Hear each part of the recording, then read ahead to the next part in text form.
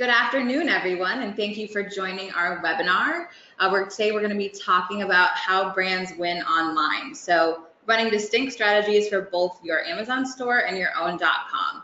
My name is Lauren Shepard. I'm on the marketing team here at Privy, and today our speakers are going to be Josh, who's also on the marketing team at Privy, and Gary, who's on the product education team at Teikametrics. So we're going to start a little bit talking about just the sheer opportunity that's on Amazon, and then also how to expose your products through sponsored products and other types of advertising, and then really just building your brand beyond Amazon, and then talk a little bit about email marketing, the importance of it, and how to specifically grow your email list. So without further ado, I will pass things along to Gary. Awesome, thanks Lauren. Thanks everyone for tuning in today. Really excited to be here. So Amazon is not an unfamiliar marketplace for anyone, but I think sometimes it's hard to grasp just how big it is.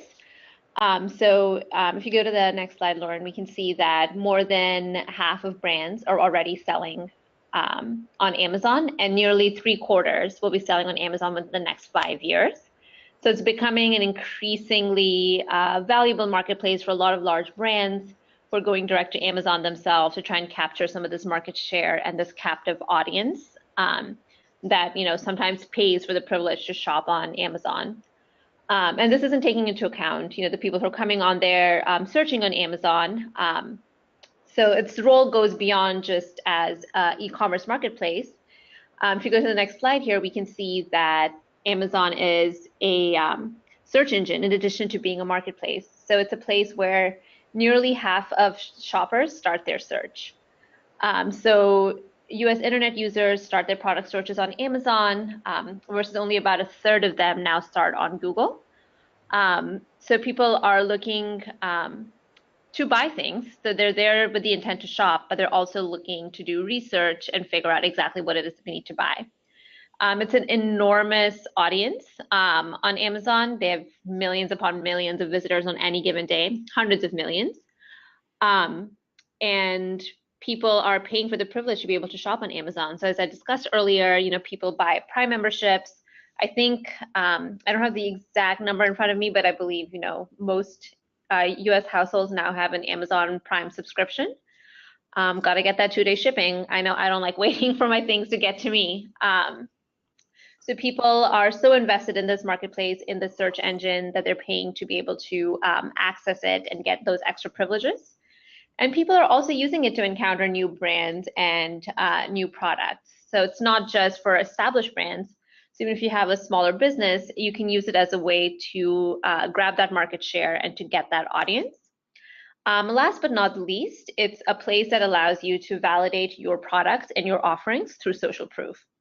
So a lot of us are familiar with the ratings and reviewing systems on Amazon. Some of you might have left your own, but I know almost everyone listening on this webinar today has definitely read a review before making a purchase. And in fact, 79% of consumers trust online reviews as much as they do personal recommendations.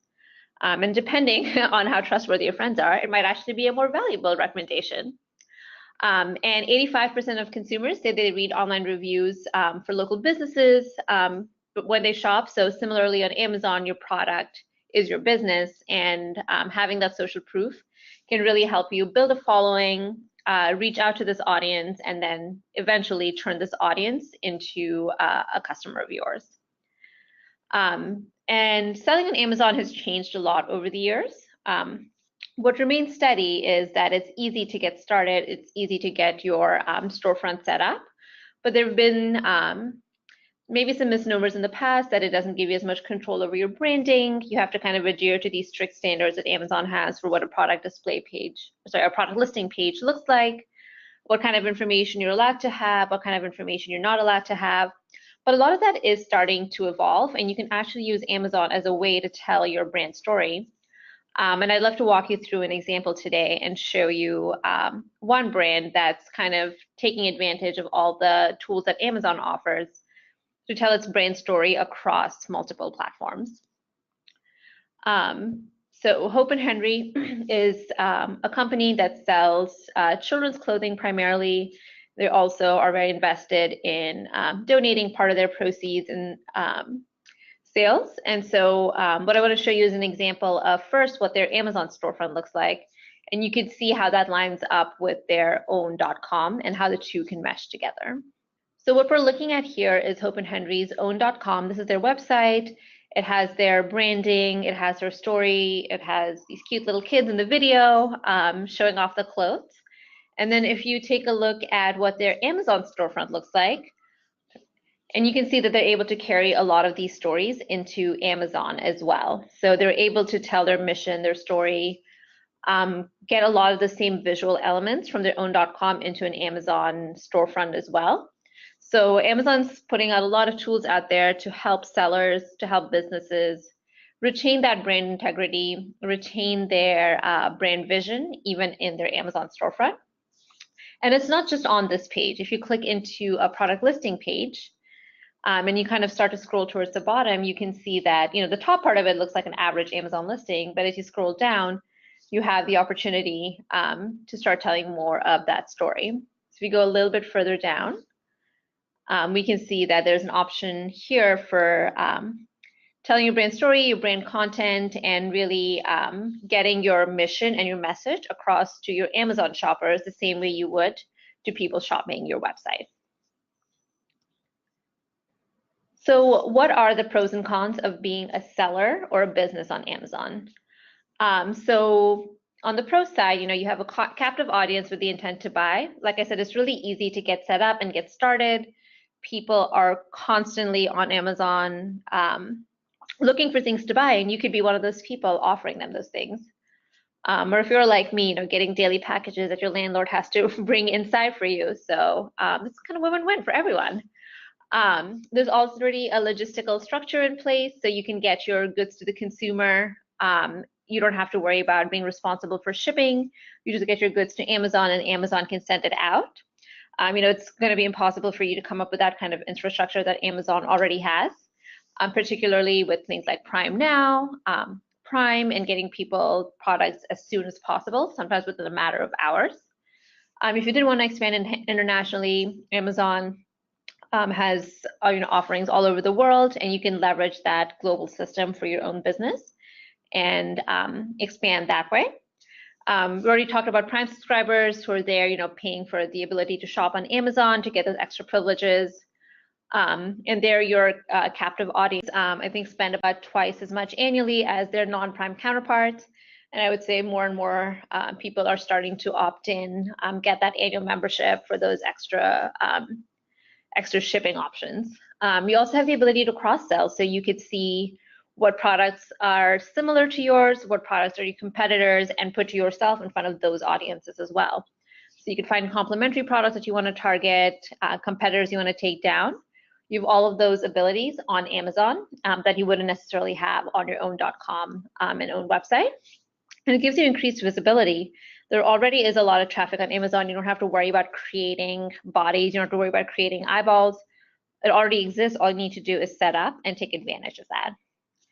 Which doesn't mean it isn't without its flaws. So there are some cons to selling on Amazon. You have, where Amazon used to enforce this policy of pricing parity, which basically meant you couldn't sell your product for a higher price than it was listed for on Amazon, but they've done away with that regulation now. It actually happened in the last couple of weeks. There used to be limited control of your brand messaging, so everyone had to have that blank white product listing page with the white background. All the images look kind of the same, but Amazon's giving brands more and more tools every day to tell their story, like Hope and Henry did, and carry that brand messaging across platforms. So you can use videos, you can use cool images, you could tell your whole story. It doesn't just have to be a standard product listing page anymore. What cons still exist are limited information on your audience and consumer. So you don't really own your buyer, you don't own your shopper, but you do get a huge volume of them that you might not be able to drive yourself to your own website. There's also some volatility. Sometimes rules can change with limited notice. Recently, some sellers, who were vendors became ineligible for that. But volatility is kind of just the game of e-commerce. So it's not necessarily a con that's strictly for Amazon, but You do have to also pay Amazon a commission and a fee, so that does eat into margins a little bit. But what you gain for that is that logistical structure and having some of those systems already in place rather than having to invest your time and money there. So how do you take advantage of Amazon? So it's easy to set up. You've gotten set up. How do you take these people that are visiting Amazon every day and turn them into your shoppers and your buyers? That's really when you need to harness the power of advertising on Amazon.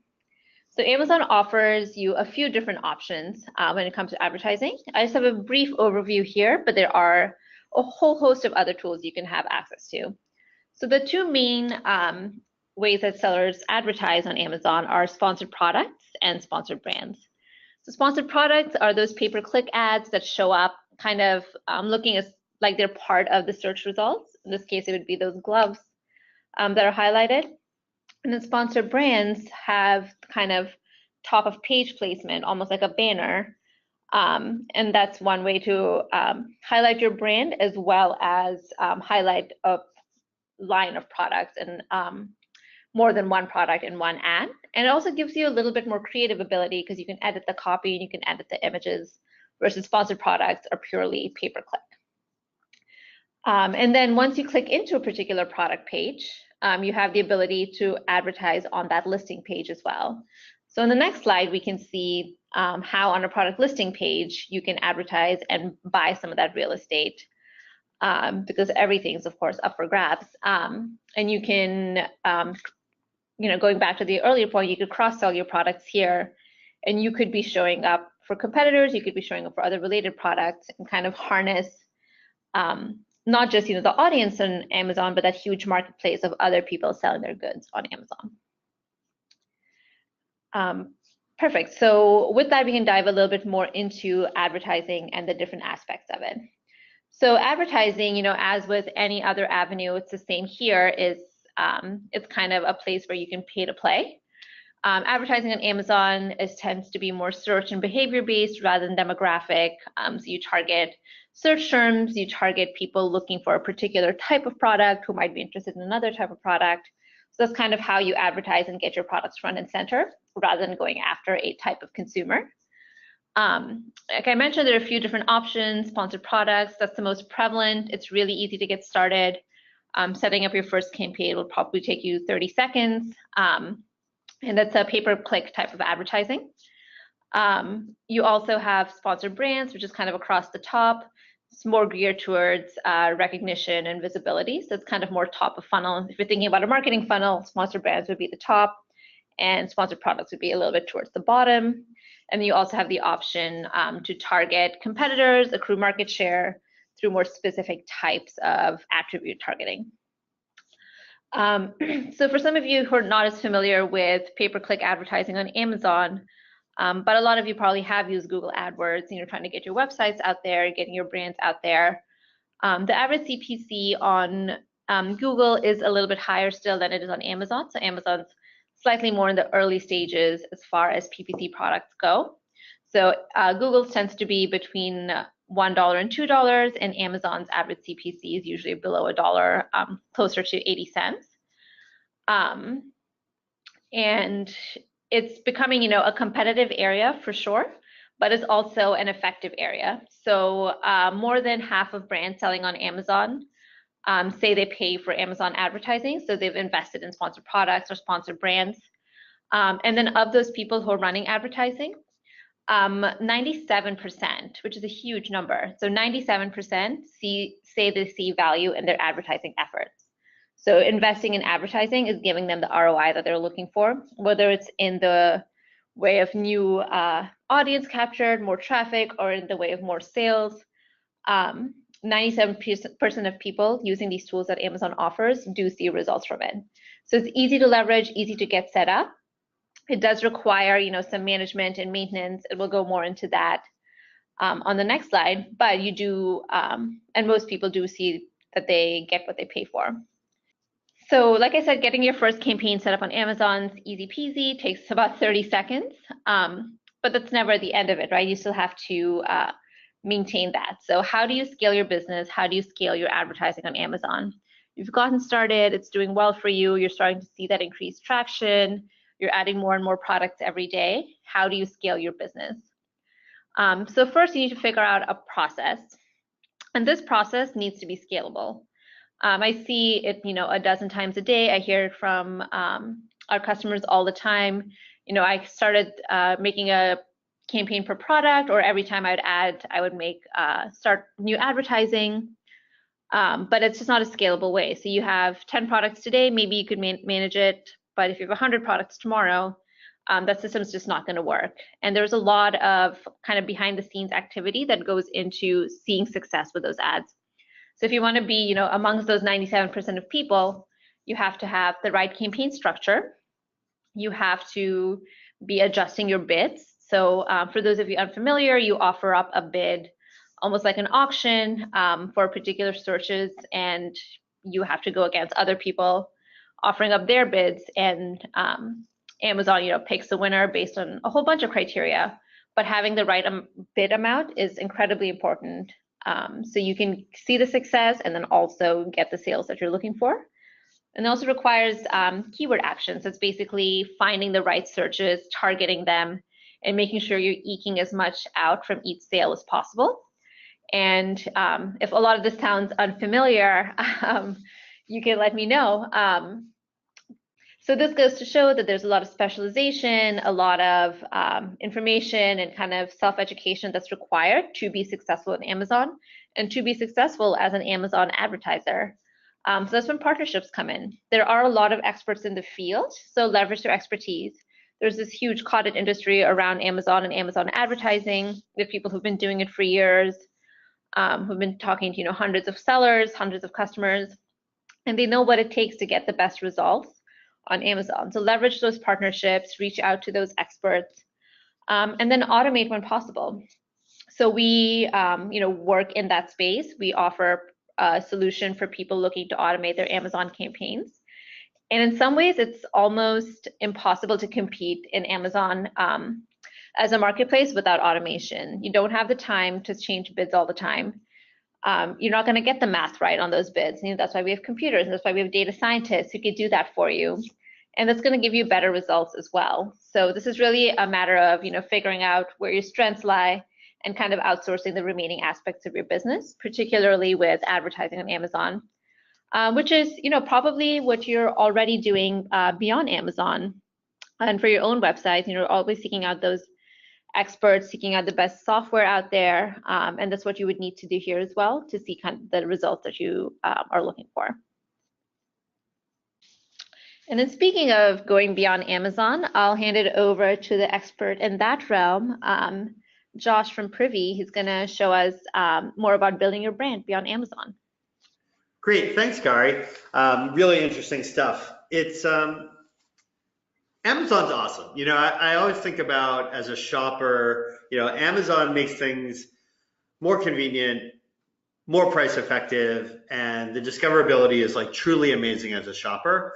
But as a marketer, I often think about is that the best way to build a brand? So I'm going to talk a little bit about some of the ways that you can do things on your website to increase engagement and build your brand in a way that they're sort of in some of those cons lists that Gary talked about earlier.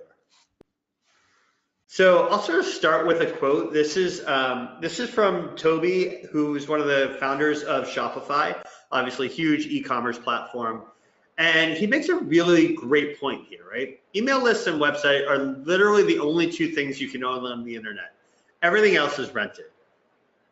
And I think really when you're thinking about how do you invest your time as a merchant, when you're thinking about Amazon versus your own website, or even through something like the new Instagram checkout capabilities, it's really a question of, are you renting your audience or are you buying, right? The good news is there's value in both, and you don't totally have to choose. With Amazon, you're probably going to get better short-term results, but if you're going to build a sustainable brand, you really need to be investing in your own website as much as in your Amazon presence. So before I go down the road of all the great things you can do with your website, just because you own it, that doesn't make it easy either. Most online stores are converting less than 3% of traffic into subscribers or customers. And 72% of merchants consider reducing the number of abandoned carts to be one of their top challenges, losing over 40% of carts each month. So there's a lot of work here to be done as we talk about sort of the shopper's journey. So when I say the shopper's journey or the shopper funnel, what I'm really talking about is a sort of standard set of steps that any shopper goes through before they make a purchase. So they have to become a visitor. This holds true whether it's on Amazon or on your own website. So that's being driven by whether it's Google search, whether that's product listing ads, whether that's Instagram ads, whatever it is, SEO, investments. How are you getting people to your site? But once they're there, how are you introducing them to your products, letting them shop around? At some point, they're going to hopefully add something to their cart. They're going to reach the checkout stage, and they're going to buy. Amazon really kills it at this visitor to shop area, but the rest, there's a lot of things you can do to influence the shopper as they go through all these different points at which someone might fall out of the funnel, right? They get to your site, they decide it's not for them, they shop, they're a ghost, right? They start shopping around, but they don't add anything to cart. They're out of here, right? They add something to cart, but they don't make it to checkout. Another opportunity to drop off. And then between checkout and buy, there's an opportunity to drop off, right? On Amazon, you have no ability to save or re-engage shoppers who fall out of the buying process. Now, Amazon will do things on your behalf, but you as a merchant don't have a ton of power here. In fact, most people, whether they're on Amazon or on your website, are sort of in this abandonment danger zone, right? Before they become a known customer to you or a known shopper. On your website, that's in a lot of cases, if you're using sort of a standard abandoned checkout email as like your only way to save people is to send this email that goes only to people who have gotten all the way to checkout. They've entered their email in the checkout flow, and then they receive an abandoned cart email from you. That's what a lot of merchants are doing as their way to really engage people on the site and drive them back. But there's actually a lot more you can be doing to drive conversion and reduce abandonment by capturing emails throughout the buyer's journey. So when someone first comes to your site, you can give them a reason to sign up for your email list. As they're shopping, if they go to abandon, you can give them a message that stops abandonment before it happens, right? Whether that's with an email capture or just a special offer. And then if they have entered their email at any point in the process, you can actually reach them with an abandonment email based on what's in their cart to get them to come back to your site. So I'm going to walk through some more specific examples of how you can do this. But by engaging shoppers throughout this funnel, you can increase the pool of people who might eventually be a customer or a repeat customer. So it really starts with using what you know about your customers to serve up relevant messaging and offers. To start with, that means offering a warm welcome to new visitors, right? So think about that first experience that when you reach someone's website or when someone reaches your website. What is that sort of branded motion driving experience that someone's happening? So this is an example I really like for a customer of ours called Fire Cider Apple Cider Vinegar. And they have this really nice branded pop-up that shows, be in the know, gives you a reason to sign up for their email list. They do a really nice job. It's on brand, it's beautifully designed. It really fits with their website. And then once you sign up, they have this very warm welcome email. Welcome to the family, you're on the list. And it gives you some more information about why they do what they do and the types of products that they sell. The next example goes even further. It's an example that I really love. This is a customer of ours who's on Shark Tank, and they really take this notion of like a warm welcome to a whole nother level. So this is a company called Firehouse Chef. This is a dad who started a business selling this sort of leak-free cutting board. Cool product, but not particularly unique. Maybe it's unique. I don't own a lot of cutting boards. I only own one. But sadly, he passed away from health issues caused by 9/11 cleanup in his role on the fire department in New York. And that happened, he died before they went on Shark Tank, which is a show that, as someone who loves small businesses, I watch religiously and was really moved by it. And you know, as I said, it's a cool product, but that's not really why I fell in love with it. You know, I sort of went through this process that I always do when I watch that show, which is I go to their website as the episode airs. I join their email list. I'll often check to see if they're using Privy because I have an illness. But then I sort of expected some sort of Shark Tank discount or something else. But what I got was far better. I got this personal, warm, and emotional response email, autoresponder, that was actually not about their products. It was looking to raise money for a charitable organization that they believed in. And what I ended up doing is donating to this thing and also putting my name on the list for when the product becomes available because they were sold out. But it was really an opportunity to build a relationship with this family and this brand that could only be achieved through their website. The next thing you can do using the information you know about a customer is to greet your returning visitors, right? So you know people are leaving a digital footprint, right? We know when people are coming to your site for the first time or the second time or the 10th time. So you can really recognize repeat visitors to your site and treat them a little bit differently. If they're not already on your email list, a simple welcome back message with an opt-in feels a lot better than sort of that thing they already saw and dismissed, right? I know that you've been here before. I'd still love you to join my list. Here's what you're going to get out of it. If they have already joined your email list, they've already taken that option, you're going to want to push them in a different direction. So the example on the right is a customer we love. It's the Bruce Lee merchandise store. They do all kinds of cool things here. This one is, there's a special offer just for repeat visitors.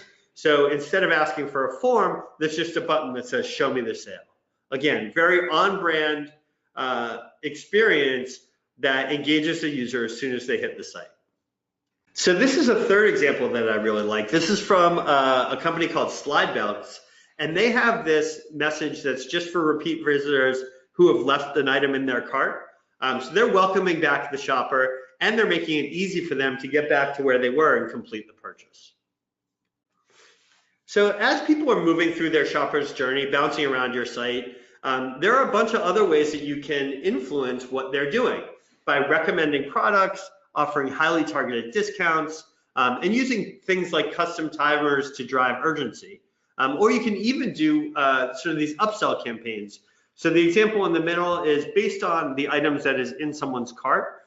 They're showing this display suggesting an additional product with an add to cart, a single click add to cart button. In other cases, it's for repeat visitors who there's sort of this gamified spin to win wheel that is encouraging people to try to win a discount. And then the other example here is from Lisa Mattress, who's another customer who's really driving urgency for their different sales using this custom timer that gives people a reason to make a purchase today instead of just waiting. The next opportunity to really drive people through that shopper funnel is to stop abandonment before it happens. What I mean by that is using what we call exit intent pop-ups that detect when a user is going to X out of a browser or hit a back button. You can pop up a specific message that encourages them to either stay on site or join the list so you can continue to market to them. So again, a Bruce Lee example here, just really like their design. Another example is from the Tennessee Titans merch store. This one is shown to anyone who abandons with an item in their cart. And then the one on the left, it's a little small here, is actually only shown to high value customers who are given something special if they have over a certain amount in their cart at the time that they go to abandon. So if people do happen to abandon, despite your attempts to keep them on your website, you can also use these sort of highly branded cart abandonment emails to drive them back, right? So you can basically say, based on the value of what's in their cart and the time since they abandoned, I'm going to send them an email to encourage them to come back. That may or may not have a special discount involved or a time-based discount. It could just be a reminder that they've abandoned. Maybe they got distracted by life or whatever else. But you send them this email and it drives people back to the site. We see people recovering carts anywhere between 5 and 18% of the abandoned cart emails that they've sent. And if you do it the right way, using a system like ours, but not only ours, you can actually send this to a broader range of people, not just those who have already reached the checkout stage, but actually anyone who leaves your site, who's filled out a form at any time, who leaves with something in their cart. And then finally, one of the ways to turn these one-time shoppers into loyal customers is like the same thing your mom taught you when you were a little kid, which is to say thank you. And to do this sort of post-purchase highly branded thank yous. So that's, on the left, you're seeing one from a company called Kinky Curly Yaki. This shows after someone has completed a purchase. This is a pop-up that shows up on the site with a very warm and friendly image and a huge thank you, kind of showing that they don't take their customers for granted. The other is this post-purchase email from Relay Foods, and they're taking the opportunity to say thank you, as well as reinforcing their customer satisfaction guarantee, talking about their mission, some next steps, a really nice branded and warm experience for a first-time shopper. So you might be sitting there thinking, well, I can, Amazon will send abandoned cart emails on my behalf, or a follow-up email on their behalf. So these are just two that I happened to get this week. And I found it really interesting as a comparison point. The one on the left is a pair of headphones that I was looking at. I don't even know who sells it, right? I know what the brand is because I searched for Beats headphones, but I'm not even sure who the seller is. And on the right is a sort of a post-purchase follow-up asking me to review some, to write an Amazon review, but it's still coming from Amazon. It doesn't feel like I have any relationship with this brand. And I think that's the opportunity that you have on your website that you just don't have as an Amazon merchant. So a few key takeaways. Amazon provides an incredible opportunity to drive short-term business for your brand. Investing in your brand site is essential, however, to building these sort of long-term relationships. And I think you want to take every opportunity to engage shoppers sort of before, during, and after a purchase. I think there's also a really important message here that we haven't totally touched on, which is that, regardless of whether you're engaging a shopper on your Amazon store or on your website, it's really important to keep your brand tone, your brand style, your product descriptions, and your images consistent across your website and your Amazon presence, right? You don't want people going from one to the other, whether it's price shopping or whether it's, they're trying to figure something out or they're getting confused because things don't line up. So that sort of consistency, if you think about your brand, it actually applies to every touch point that you have with a customer, whether that's an email, whether that's your own website or your Amazon presence. So consistency is super important. Great, thank you both. We just had a few questions come in during the presentation, so if you wouldn't mind, I'd like to ask a couple. Yeah, go ahead. So the first question I have here, Gary, this is probably best for you. How do you decide which Amazon advertising tool to use first? That's a really good question. I'd recommend for anyone just getting started on Amazon or with Amazon advertising that you start first with sponsored products. It's the easiest and quickest to get off the ground, the simplest to set up. It doesn't require any investment in copy or images. It's really just selecting what you want to advertise and getting your first campaign off the ground. Great, thank you. And then I have a follow-up to that one. How do you know if your ads are working? That's a slightly more complex question. So kind of depending on what you're trying to accomplish is how you would measure your success. So it's going to be different KPIs, different performance indicators based on what stage you're in. So if you're launching a new product, you might get success out of driving more traffic or getting more impressions, more visibility.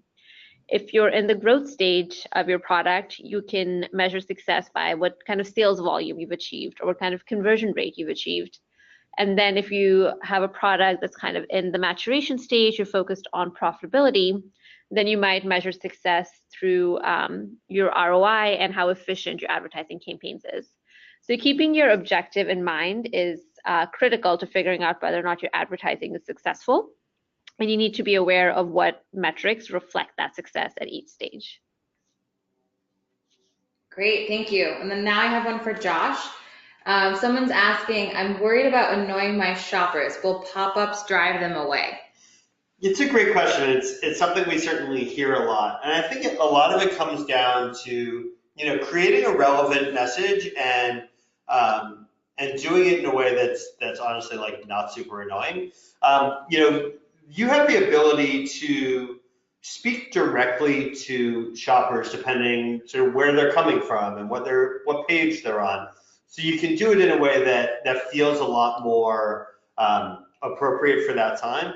And you can also control how often something might be shown to a user. So, I don't think you want to set yourself up where you're running 27 different campaigns, on different pages, and it's just like, you're being attacked when you're just trying to shop. That will absolutely turn people away. But if you're greeting people with a warm message and, offering more information or a special discount based on what actions they're taking on your site, we find that actually helps the shopper accomplish their task instead of distracting them. Great. And then I have one more for you, Josh, before we sign off. This one is around the Instagram checkout concept that you briefly mentioned. So this person wants to know, will it impact stores and Amazon channels? I think there's definitely a movement to make it easier for people to shop no matter where they're engaging, right? So, as we all know, Amazon kills it with convenience and with search and all of that. You're getting customers who, they go searching for something, not necessarily you. I think Instagram has a certain similarity in the fact that you're already spending time on Instagram. It's a different kind of advertising where it's more interruptive. But I think still there, you're beholden to the Instagram platform. So what they decide to change or invest is still in their control, not yours. So I think it can help from a revenue generating standpoint, but I think it still comes back to that rent first buy conversation, where ultimately for long-term success, you're going to want to have customers that you can market to, that you can engage with through email specifically in a way that you're probably not going to get through Instagram checkout. Yeah, great. Thank you both, Gary and Josh, and thank you everybody for tuning in today, but we are out of time. So if you tuned in late, or if there's anything that you missed, or if you just simply want to rewatch the whole thing, we will follow up with the recording with you via email. So be on the lookout in your inbox for that. Yeah, we hope to see you next time. Thank you. Thanks, everyone.